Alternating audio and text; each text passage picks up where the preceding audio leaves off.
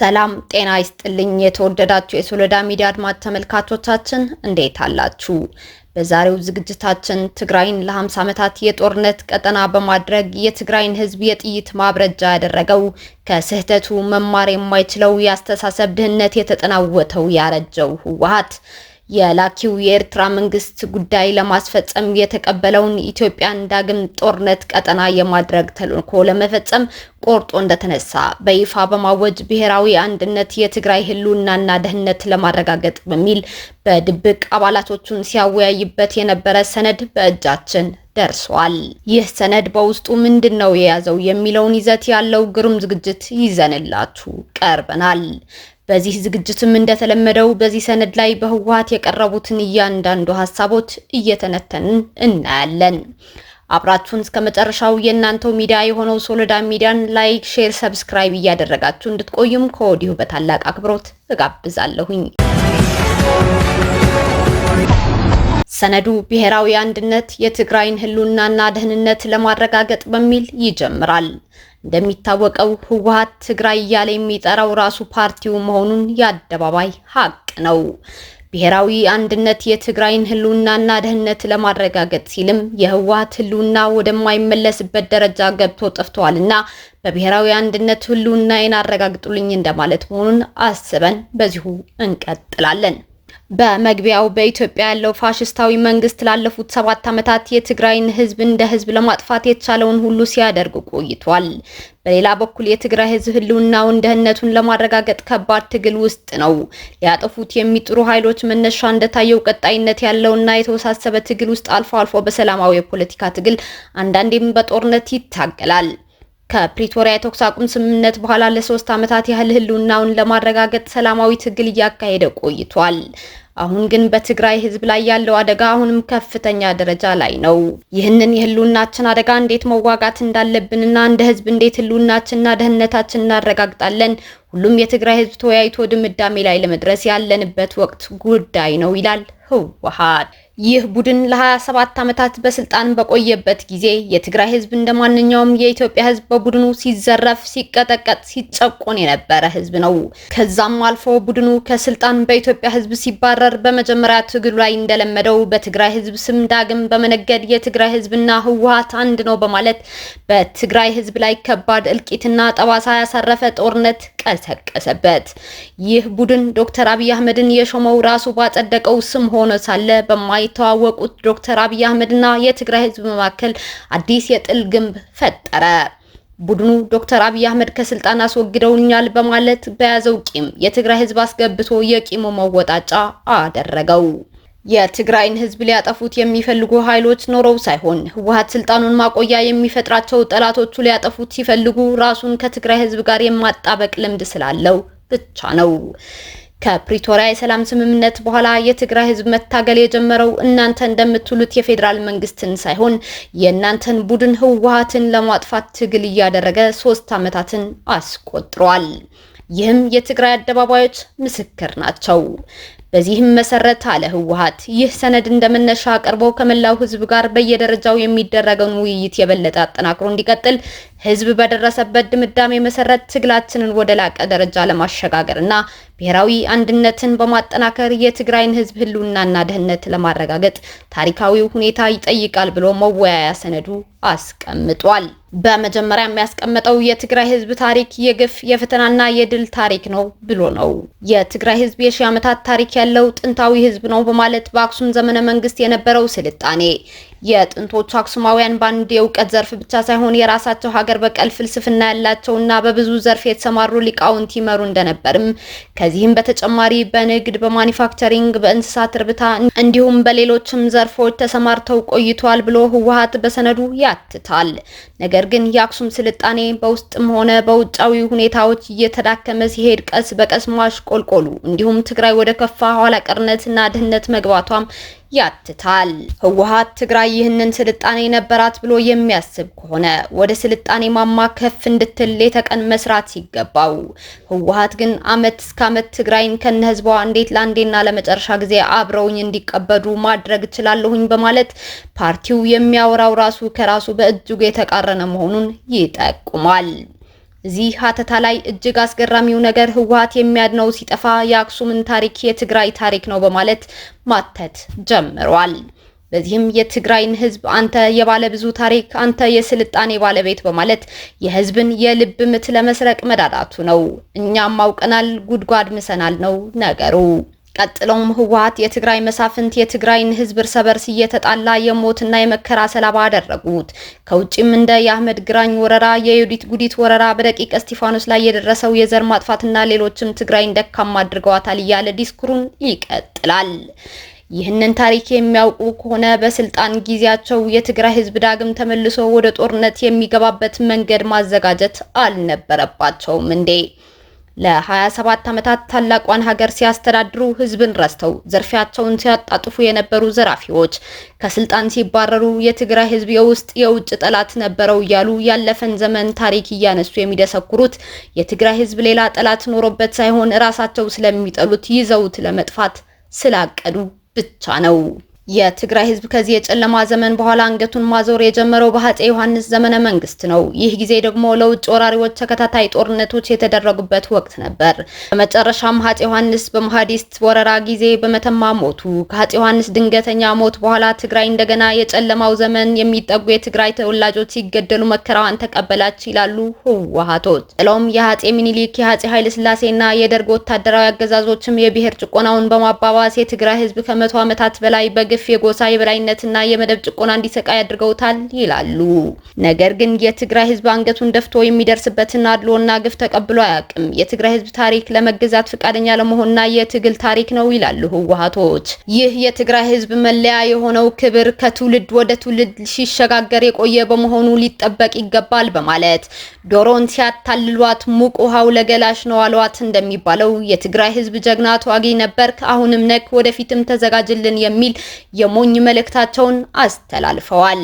የትግራይ ወጣት በአጠቃላይ የትግራይ ህዝብ ግን ከዚህ በኋላ በጦርነት ተዋግጄ እጄን ከማጣ ለሰላም እጄን ሰጥቼ እጄን ሰርቼ በላበታለሁኝ፣ የሰላም ጀግና እንጂ የጦር ጀግና የለም በማለት ቁርጣቸውን አሳውቀዋቸዋል። የትግራይ ህዝብ በኃይለ ሥላሴ መንግስት ጊዜ ተዋግተዋል። ሁለተኛው ህዝባዊ አመጽ የካቲት 11 ቀን 1967 ዓ.ም በህወሓት ልደት እንደገና ተቀሰቀሰ ብለው ያቺ የማትሻሻል የጣዖትነት ታሪካቸውንም አጣቅሰዋል። ከሌሎች የኢትዮጵያ ህዝቦች ጋር በመሆን ፋሽስታዊ የደርግ መንግስትን ደምስሷል። ይህ ድል የትግራይ ህዝብ እንደገና አንገቱን እንዲያዞር ያደረገ ታሪካዊ ክስተት ነው። ከደርግ መንግስት ውድቀት በኋላ በኢትዮጵያ አዲስ የታሪክ ምዕራፍ ተጀመረ። የብሔር የበላይነት አበቃ። የራስን እድል በራስ የመወሰን እስከ መገንጠል ድረስ ያለው መብት በኢትዮጵያ ህገ መንግስት ላይ ተደነገገ። ይህም ብሔር ብሔረሰቦች ተቻችለውና በእኩልነት የመኖር መብት እንዳላቸውና መለያየት ከፈለጉ የራሳቸው ሀገር መመስረት እንዲችሉ ፈቅዷል ሲል በኢትዮጵያ ላይ ታይቶም ተሰምቶም የማያውቅ አዲስ የመገነጣጠል ታሪክ መጻፋቸው ራሳቸው በሰነዱ መስክረዋል። ይህ ቡድን በኢትዮጵያ ላይ ታሪክ ይቅር ሊለው የማይችል የብሔር መበላላት፣ አንደኛው ብሔር ተነስቶ ሀገር ልሁን ብሎ የሚፈነጥዝበት፣ ኢትዮጵያ ከብሔሮች በታች ሆና ክልሎች የራሳቸው ትልቅ መንግስት መስርተው ትልቋ ሀገር ኢትዮጵያ እየተቆራረሰች ትናንሽ ሀገሮች ከውስጧ እየተፈጠሩ እንድትጠፋ ቦምብ መቅበራቸው ገልጸዋል። ለዚህም የትግራይ ህዝብ ልብ ሊለው ይገባል። በደምና አጥንት ያነጽካት ሀገር በትናንሽ ሀገር እንድትዋጥ ለማድረግና በትግራይ ክልል አንተን የገዛ ዞንህን ወረዳህን ራስህን በራስ የማስተዳደር መብት ያልፈቀደልህና ራሴን ላስተዳደር ስትል በጥይት ሲቆላህ የሚያድረው ቡድን አሁን ያንተን መብት ተቆርቋሪ መስሎ ሊያታልልህ ተነስቷል። ለነገሩ ሰሚም የለም። የትግራይ ህዝብ በሀገሩ ኢትዮጵያ በሰላም መኖርን ከመረጠ ቆይቷል። ቀጠለ ህወሓት። በተጨማሪም ኢትዮጵያ በ27 ዓመታት ውስጥ በታሪኳ ታይቶ የማይታወቅ ሁሉን አቀፍ እድገት አስመዝግባለች። በዚህም 27 ዓመታት ውስጥ የትግራይ ህዝብና መሪው ፓርቲ ህወሓት የተጫወቱት ሚና የትግራይ ህዝብ ብስለትና ፍትህ ያሳየ ለዘመናት ሲያከማቸው የነበረው ጥልቅ አቅምና ብቃት አስመስክሯል። ከልማት ከሰላም ከፍትህና ከዲሞክራሲ ስርዓት ግንባታ ጋር ተያይዞ ለዘመናት የማይጠፋ ዘላለማዊ ታሪክ በመስራት እንኳን ደስ አላችሁ ብሎ ለራሱ ሲያደንቅም ይታያል። ይህንን በ27 ዓመታት የህወሓት የስልጣን ዘመን ኢትዮጵያ ምን አሳለፈች? ምን እድገትስ አስመዘገበች? ምንስ ውድቀት አጋጠማት? የሚለውን ለኢትዮጵያን ወገኖቻችን ፍርዱን ትተነዋል። በዚህ ጉዳይ ግን ኢትዮጵያ በታሪኳ ለመጀመሪያ ጊዜ በህወሓት የ27 ዓመታት የስልጣን ጉዞ ላይ የባህር በር በማጣት ከአፍሪካ ትልቅ ሀገር ሆና መመዝገብ የምትችለውን ሀገር ወደ ኋላ እንድትጎተተትም ከግንዛቤ መግባት ግድ ይለዋል። በኢትዮጵያ በህወሓትና በትግራይ ህዝብ የተጀመረው አዲስ ምዕራፍ ያልተደሰቱና በወደቀው አገዛዝ ጥቅማቸው የተረጋገጠላቸው አዲሱን ጉዞ ለማደናቀፍና ለመቀልበስ ከሞከር አላቋረጡም። ትልቁ ሚና የተጫወቱት ለትግራይ ህዝብና ለመሪው ፓርቲ ህወሓት የነበራቸው ጥላቻ ወደር የማይገኝለት ነበር ሲል ህወሓት እዚህ ጋር አዳልጦት ይሁን እያወቀ ሀቁን መስክሯል። የህወሓት አገዛዝ ላይ ሁሉም በነበረው ተቃውሞ የነበረው ጥላቻ ገልጿል። እዚህ ጋር ህወሓት ፖለቲካ ለመስራት የፈለገው ህወሓትና የትግራይ ህዝብ አንድ ነው የሚል የተለመደ ፕሮፓጋንዳው ብቻ ነው። ህወሓትን መጥላት የትግራይን ህዝብ መጥላት አይደለምና አሁንም ስትናገሩ የትግራይን ህዝብ ለቀቅ አድርጋችሁ ራሳችሁን ችላችሁ ተናገሩ ለማለትም እንገደዳለን። የኢህአዴግ በውስጥ ፈተና ከተዳከመ በኋላ መጋቢት 2 2010 ዓ.ም ከኢህአዴግ እውቅና ውጪ መንግስት ተቋቋመ ይለናል። ነገር ግን የዶክተር አብይ መንግስት ይቋቋም በሙሉ ድምጽ በኢህአዴግ ምክር ቤት ድምጽ መስጠታቸው የረሱት ይመስላል። አሊያም ሆን ብለው አሁንም ያንኑ ዘመኑ ያለፈበት ፕሮፓጋንዳቸው እየነዙ መሆኑ ነው። አልገባንም።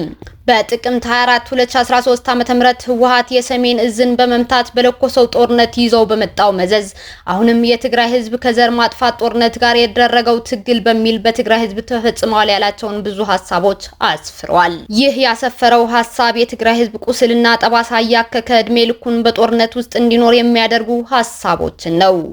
የትግራይ ህዝብ ቁስልና ጠባሳ ያከከና የቆጠረ ቂም ያስቆጠርክ በጦርነት እንዲኖር ሳይሆን በፍትህና በይቅርታ ወደ ሰላማዊ የመልሶ ግንባታ ለመመለስ ተስፋ መስጠት የሚያስፈልገው ህዝብ መሆኑን ልንነግራችሁ እንፈልጋለን።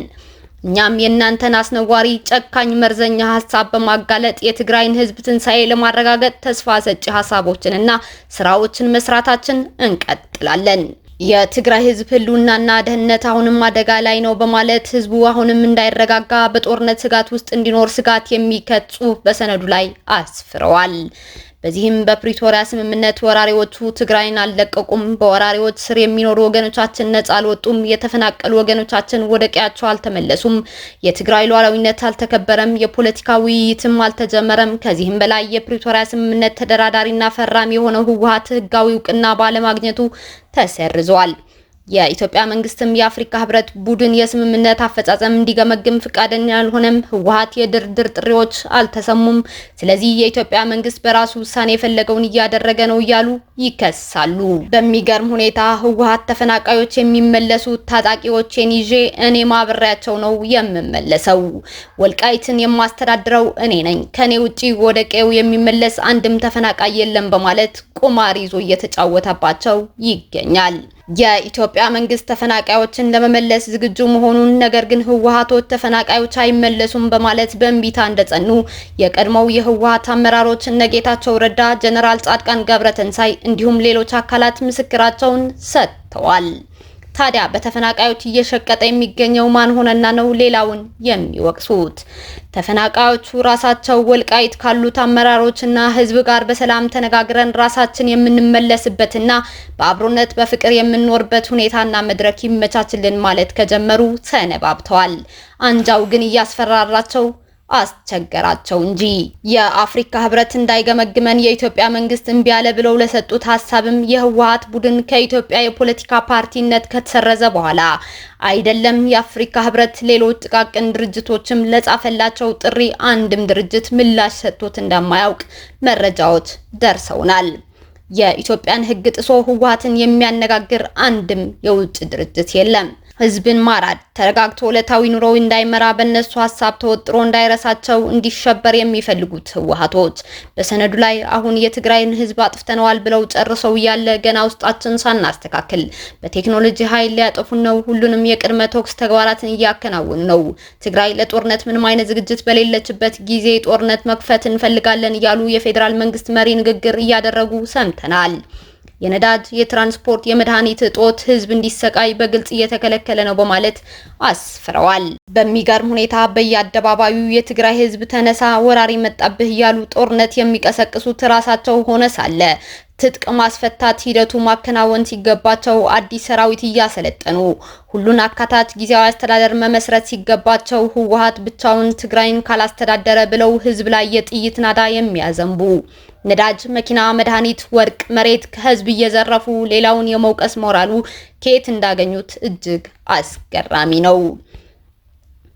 ከትግራይ የሸሸው ከሃዲ ቡድን ትግራይን በኃይል ለመውረር ለተቀን እየጣረ ነው ሲሉም የነጌታቸው ረዳ ጊዜያዊ አስተዳደርን በጦርነት ይከሱታል።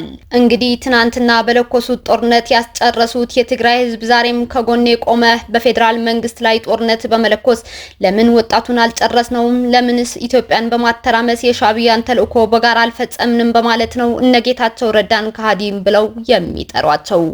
ጌታቸው ረዳ ከተቸነከረው ትውልድ ወገን አይደለንም ከቆሻሻና ከመቀንጨር ጋርም አልቆረምንም ብለው መልስ ሰጥተዋል። ከዚህም አልፎ የትግራይ ወጣት ጠላቱ ለይቶ አውቋልና ለዛም እናንተን ለመቅበር በረሃ ወርዶ የትግራይ የሰላም ኃይል የሚባል ሰራዊት አቋቁሞ ትግራይ ገብቶላችኋል። ይህ ሴራችሁን አውቆ እየታገላችሁ የሚገኘው ትውልድ ከሃዲ ሳይሆን ትግራይን ያድናል ተብሎ የሚጠበቅ አዲሱ ትውልድ ነው። በመጨረሻም ብሔራዊ አንድነታችንን በማጠናከር የትግራይን ህልውናና ደህንነት እናረጋግጥ በማለት አዲስ የጦርነት ጥሪ ያዘለ ጽሑፍን ሰንደዋል። በዚህም ጠላት የፕሪቶሪያን ስምምነት ለማፍረስና ወደ ጦርነት ለመመለስ እየተጣደፈ ነው። ምክንያቱም አንድነታቸው ፈርሶ እርስ በርስ እየተበላሉ ስለሆነ በቀላሉ እናንበረከካቸዋለን ብለዋል።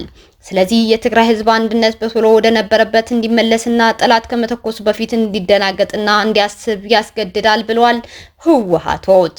እንግዲህ ይህ ጽሑፍ የሚያሳየው ህወሓት በሰነዱም እንደገለጸው የኢትዮጵያ መንግስትን ጠላት እያለ በመጥራት የፕሪቶሪያ ውል አፍርሶ አዲስ ጦርነት ለማካሄድ መዘጋጀቱንና ለዚህም ባካችሁ አንድ ሆነንና አድኑኝ እያለ ጥሪ እያደረገም ይገኛል። አሁን ከህወሓት ጋር አንድ በመሆን ህወሓትን ለማዳን ጦር ሜዳ የሚወርድ ሳይሆን ህወሓትን የሚቀብር ህዝብ ነው የተፈጠረው። ጊዜ ደጉ የትግራይ ህዝብ ብዙ እንዲማር አድርጎታልና ከዚህ በኋላ በእናንተ ፕሮፓጋንዳና ዲስኩር ከሀገሩ ኢትዮጵያ ጋር እሰጥ አገባ የሚገባ የትግራይ ህዝብ የለም። ሶሎዳ ሚዲያም እንዲህ አይነቶቹን ሴራና ተንኮሎችን በማጋለጥ የትግራይን ህዝብ የማዳን ስራ እንዲሁም ኢትዮጵያን የመጠበቅ ኃላፊነቱን ይወጣል። ሰላም ለትግራይ ህዝብ፣ ሰላም ለኢትዮጵያ ህዝብ፣ ውድቀትና ሞት ለኢትዮጵያ ህዝብ ጠላቶች። ሶሎዳ ሚዲያ ጥቅምት 4 2018 ዓ.ም